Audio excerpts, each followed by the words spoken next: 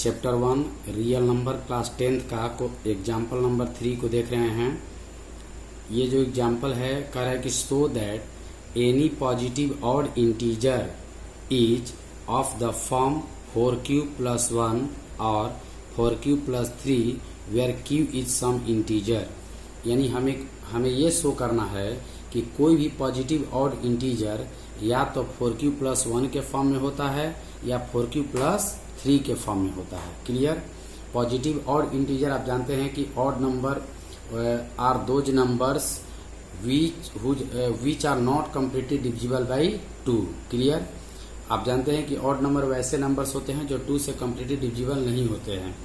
तो हमें दिखाना है क्या कि वही पॉजिटिव ऑड नंबर का मतलब क्या हुआ कि 1, 3, 5, 7 अप टू इनफाइनाइट तक जाएगा। तो उसकी जो जनरल फॉर्म होती है वो 4q + 1 का फॉर्म होता है या 4q + 3 का फॉर्म होता है। क्लियर। तो इस तरह का हम लोगों ने क्वेश्चन एग्जाम्पल नंबर 3 में किया है, एग्जाम्पल नंबर 2 में किया है। उसमें क्या है कि उसमें भी हमें शो करना है कि पॉजिटिव ऑड इंटीजर 2q + 1 के फॉर्म में होता है और पॉजिटिव इवन इंटीजर आपका 2q के फॉर्म में होता है। क्लियर। तो उसमें 2q + 1 के फॉर्म में पॉजिटिव ऑड इंटीजर दिखाना था। इसमें क्या दिखाना है 4q + 1 के फॉर्म में होगा या 4q + 3 के फॉर्म में होगा। तो इस तरह के फॉर्मेट को आप सॉल्व करना सीख गए हैं। सबसे पहले हम क्या करेंगे, हम लेट करेंगे कि पॉजिटिव ऑड इंटीजर हमारा क्या है, हम a मान लेते हैं। लिखेंगे let any positive odd integer be a। हमने मान लिया कि कोई भी पॉजिटिव ऑड इंटीजर क्या है, a है। एंड b = क्या होगा, मैंने बताया था कि जो भी नंबर मल्टीप्लाई के फॉर्म में रहेंगे, इस तरह के फॉर्म में रहेंगे, वही b की वैल्यू होगी। तो यहाँ पे b का वैल्यू क्या हो जाएगा, 4 हो जाएगा। क्लियर। अब देखिए इतना लिखने के बाद हम लिखेंगे now applying Euclid's division algorithm या लेमा। ठीक है। आप जानते हैं कि यूक्लिड्स डिवीजन लेमा क्या होता है, a = bq + r where r is greater and equal to 0 but less than b। यानी r की वैल्यू की होती है या तो 0 के इक्वल होगा या 0 से ग्रेटर होगा, लेकिन हर कंडीशन में b से हमेशा छोटा होगा। क्लियर। और आप जानते हैं कि यह जो फॉर्मेट है क्या है, हमने बताया था कि इसको a को डिविडेंड समझेंगे, ये डिवाइजर होता है, ये कोसेंट होता है और रिमाइंडर होता है।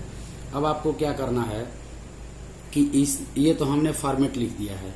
अब यदि इस कंडीशन को फुलफिल हम कराएं तो r की क्या क्या वैल्यू पॉसिबल हो सकती है। जब r है 0 के इक्वल हो सकता है, यानी रिमाइंडर 0 के इक्वल हो सकता है, 0 से ग्रेटर हो सकता है, लेकिन डिवाइजर से छोटा होगा। तो डिवाइजर यहाँ पे क्या है, b की वैल्यू 4 है, यानी r की जो वैल्यू होगी 4 से छोटा होगा। क्लियर। तो लिखेंगे ऑल पॉसिबल वैल्यू ऑफ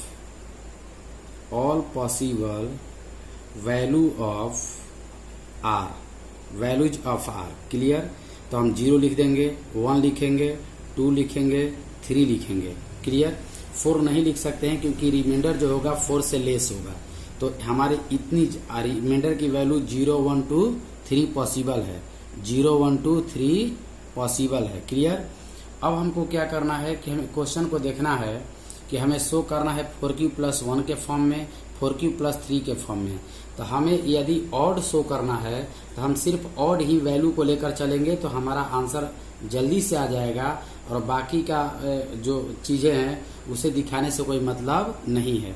यानी कि हम 0 दिखाने से कोई मतलब नहीं है, हमें 2 दिखाने से कोई मतलब नहीं है, क्योंकि अगर इवन शो करना होता तो 0 और 2 दोनों को लेकर चलते। हमें केवल ऑड शो करना है, इसलिए सिर्फ ऑड नंबर को लेंगे।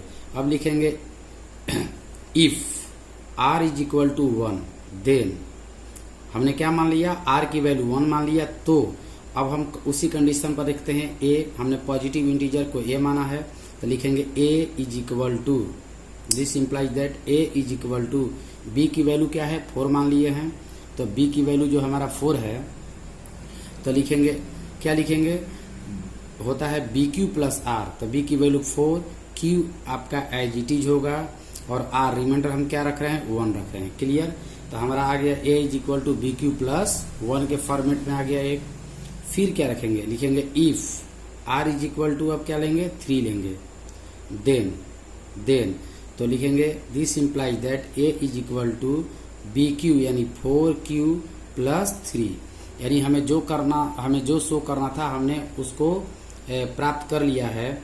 नाउ लिखेंगे देयरफॉर, अब क्वेश्चन में जो बोला था, क्वेश्चन में क्या बोला था आप देख लीजिए, बोला था कि so that any positive odd integer each of the form 4Q plus 1 और 4Q plus 3 where Q is some integer. Same to same वही बात आपको लिख देना है। यानी क्या लिखना है आपको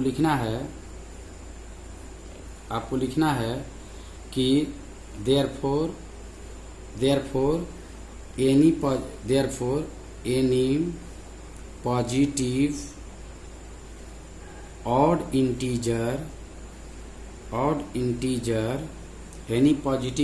इंटीजर, ठीक है, each of the form 4Q plus 1 और 4Q plus 3 where Q is some integer। Last में लिखेंगे hence proved, ठीक है।